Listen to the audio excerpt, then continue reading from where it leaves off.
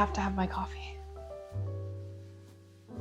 Janay Bridges, thank you so much for joining us today. Yes, thank you so much for having me. I'm excited to get started. Would you like to give us a quick introduction and let us know what you currently are working on now or what you are promoting? I am the author of Last Train Home. It is a contemporary romance novel. It takes place throughout LA, London, and Paris. So lots of different settings within the book.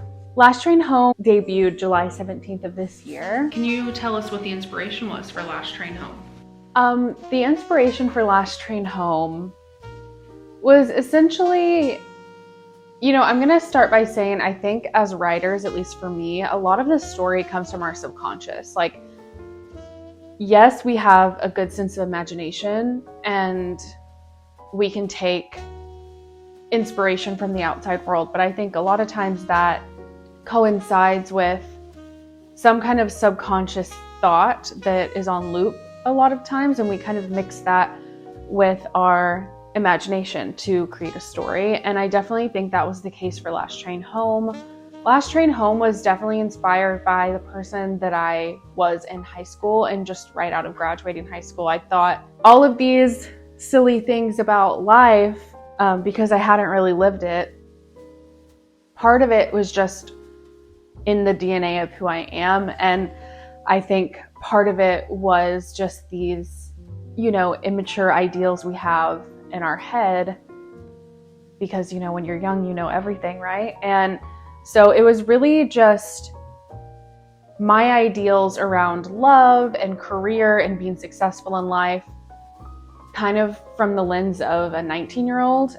Even though the main character's in her mid-20s, though, like the thought and the worldview of this character that I had built was really based around who I was as a late teen. And then, of course, I've mixed in some imagination, inspiration based off of like celebrity crushes and my thoughts about LA. Like, I hate LA and I had been there one time, and yeah, so I kind of shoved all of these personal feelings and thoughts into a character and really just drew from past me versus like who I am today.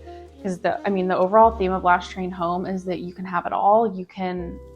And oftentimes when we choose to give ourselves what we want most, which the main character really wanted love and career, when we decide that we can have both of those things at once and we believe that it's true, then that's when it kind of all falls into place. And how did you know you wanted to be a writer? I've always been a writer. I've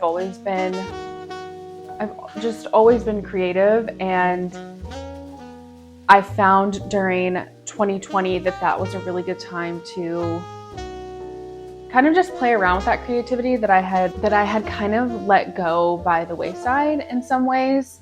I hadn't really tapped into it in a while, and I had a lot of free time, so I thought, well, why not take this silly idea for a book and just start writing and see what happens. About halfway through, I actually decided that I wanted to try and get it published some way or another. I didn't even know what that looked like. I had no idea what the publishing world was even like. I had no idea. I thought you just write a book and you submit it to a publishing house and then it becomes a published book, and that couldn't be further from the truth. That's kind of how it all started, yeah. Kind of like I was saying before, I was always really creative as a kid, and I would constantly be drawing, clipping magazine pictures and making collages. I remember I had like a whole room that my grandma let me take over, and I would like hot glue, because I didn't have a sewing machine, I didn't know how to sew.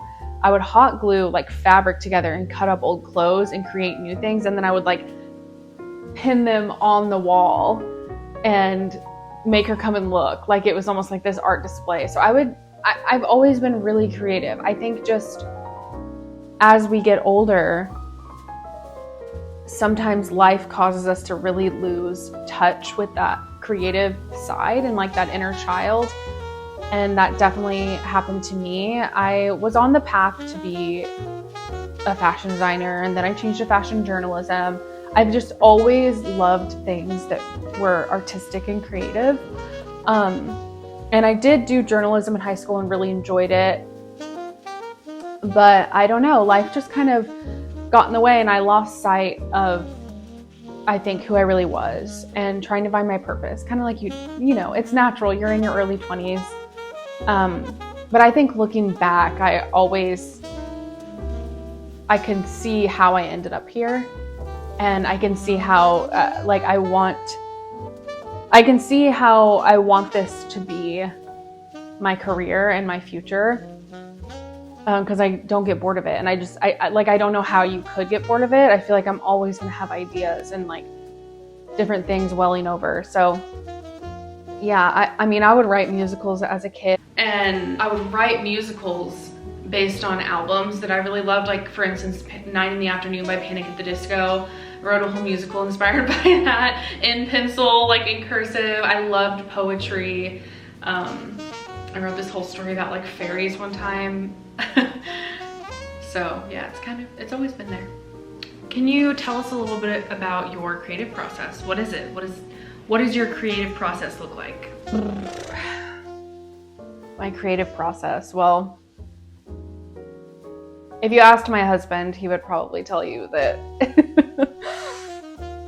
it's me cluttering up the kitchen table and writing until 12 a.m., burning out, not writing for a day, then writing for 5 days, and then doing it all over again, or, you know, brainstorming on paper. And anyway, it is pretty messy. I will say my creative process is messy, but I've definitely kind of honed the process a little bit more this go round. I am more of a plotter now. Like, I'll have one big scene in mind, and then I kind of build the story around that, but I've definitely done a better job, this time around of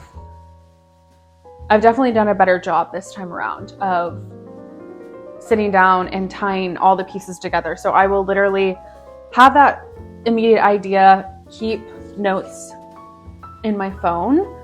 I'll go on walks when I'm like wanting to really expand those like little fragment ideas. I'll go on walks and I will just jot down anything that comes to mind, and then I'll come back home, or maybe the next day I'll come back and I'll revisit those notes and I'll kind of build on that. Like, I'll create this story around these like fragment ideas, and apart from that, that's really how the story takes off. Like, it's just, and then I'll get inspiration just from being out in the world, like running errands. I will get inspiration from that, and the story just keeps growing and growing and growing. And then it gets to the point where I'm asleep at night and all I can think about is these characters, and like they just start developing and they're like, write my story. It's pretty cool. Like a really cool feeling, actually. And it just makes me so excited. Like, I just feel like I want to explode with excitement, which I think is a really good indicator that this is the right path for me right now. And I know I have a lot of stories inside me. I think writers are always scared of hitting writer's block, but I know that like inspiration is going to find me no matter what. So I'm not so scared of that anymore. And yeah, I think honing your creative process and really pinning one down will keep writer's block at bay, because if you know you have a really good process and you trust that your imagination is just going to always be there for you to build on, then you'll be inspired by like everyday things or maybe a movie or something. So yeah, my creative process is it is kind of messy. It is kind of like by the seat of my pants, but I don't know, it really works for me. So other than that, I know that's kind of like vague, but that really is it. I don't have like a super structured process. Other than I will say too, I do utilize a lot of Pinterest. Once I have like at least one character kind of fleshed out in my mind. Oh, sorry. Once I have a character fleshed out in my mind, I'll sit down and pull inspiration from Pinterest or like worlds that I think that they would have really thrived in or something, you know, just for like the visual representation, because I am such a visual person. I like to go back and reference that. And even Pinterest will inspire me. Like I'll see a single picture and think of a whole scene that I could write about that picture. So Pinterest is a part of my creative process too. About halfway through writing it, like I was almost to the editing phase, I knew how it was going to end and I knew I had to write it, but I was halfway through the actual story and I thought this needs to be something serious. It needs to be a little bit more dramatic. And I knew that that was the direction I wanted it to go. I didn't want it to just be this like kind of erotic love story. I wanted it to be a little bit more wholesome. So I did have to completely change the plot. And in doing so, it made it painful to have to go back and edit. I'm not going to lie. So I don't know. I think some authors have probably struggled with that in the future. And I like I said, I didn't really plot this book at all. I just started writing it by the seat of my pants. So I've definitely learned a good lesson in plotting, because the book took a lot longer to put out because I had changed the plot.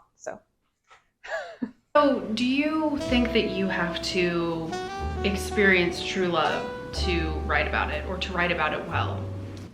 You know, this is kind of a tricky question, but the more that I've thought about it, I really do think you have to experience true love firsthand. Even if it didn't result in a relationship, like if it resulted in heartbreak, I still think you really do have to feel true love for yourself to be able to write it well. Do I think you need to experience true love to write it at all? No.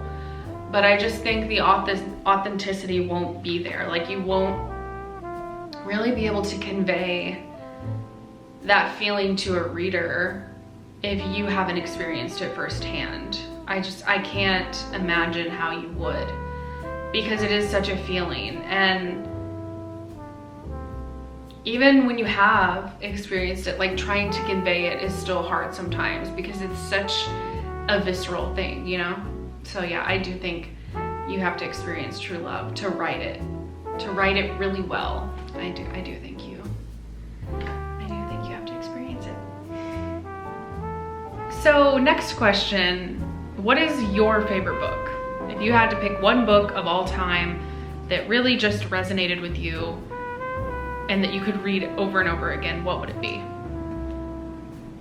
Definitely The Great Gatsby. I love tragedy and I love glamour. And I remember reading that book in school and having discussions in the classroom and doing the homework and watching the film adaptation, and I just loved every bit of it. I loved the character of Daisy. I loved the kind of the third person narrator. And yeah, it's just such a beautiful and tragic story. I love stories that invoke such intense emotions, I think. So yeah, I've thought about this question a lot, and it always comes back to The Great Gatsby.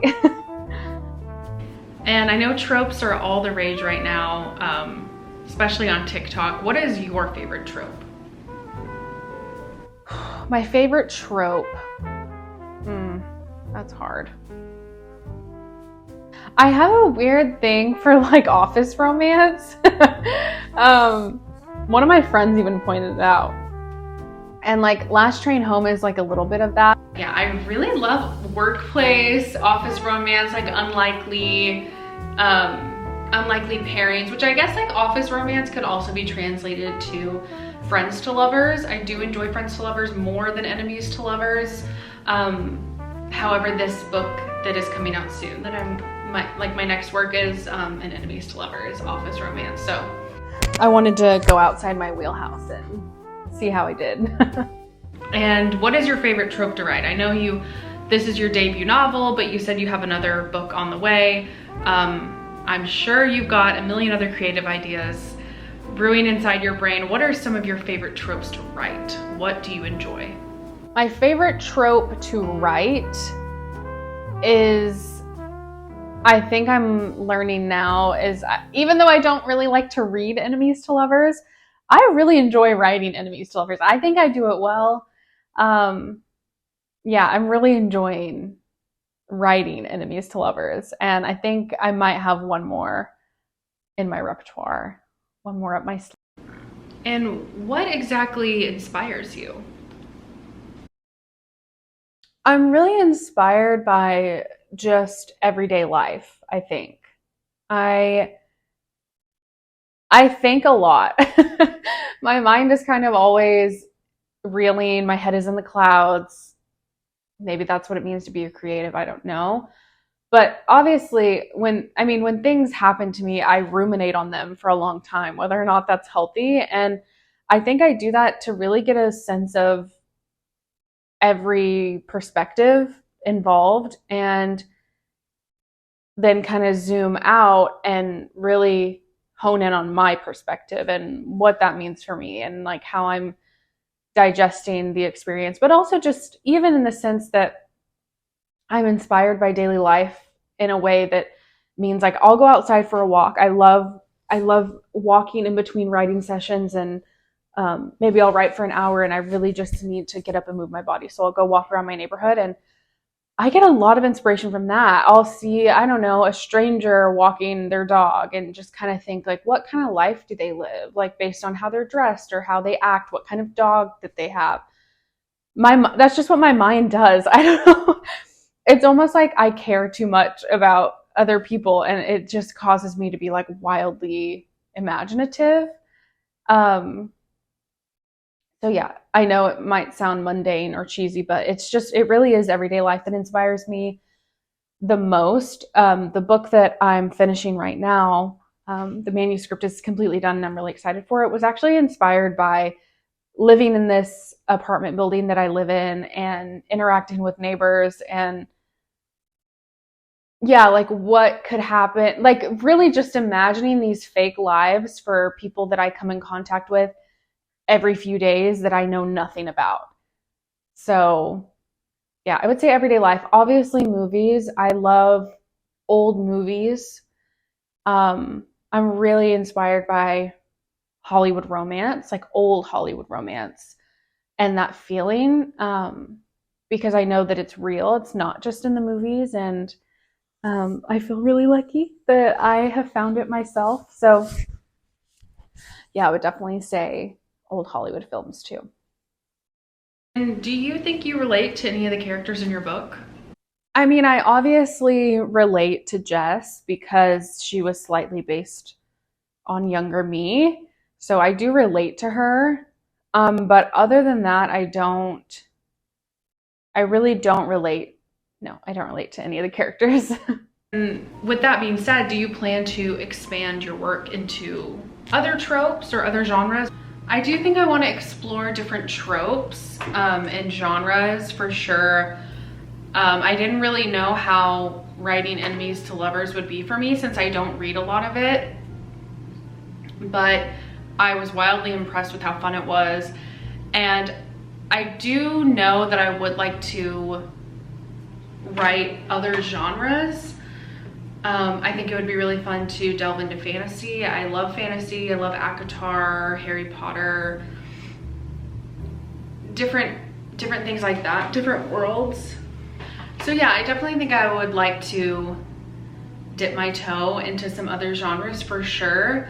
As far as like tropes go, I really don't know. I mean, I have an idea for a dark romance series, so that's gonna be my next project. Not sure what kind of tropes we'll see there. Like I said, I really do love office romance, work you know, like Betting the Boss, those kind of tropes. So I can see myself doing more of those in the future because they're really fun to write. And that's what I like to read as well. And last question for you, what genre do you love to read? My favorite genres to read are obviously romance and fantasy for sure. And fantasy, it has to have romance. I don't know if I really enjoy it without. I don't know if I enjoy fantasy without romance at all. I do like historical fiction. I don't think I would ever write it. I don't have what it takes to do like that kind of research for. But yeah, fantasy and romance are definitely my top favorite genres to read. Well, Janay, I want to thank you again for joining us here today. It's been an absolute pleasure to get to know you and get a peek inside that creative brain of yours. We hope to see you again here soon on No One Asked, hosted by me, Janay Bridges. Thank you so much for having me. If you enjoyed today's interview and episode, please feel free to give me a like and a comment and subscribe to this channel for more writing content.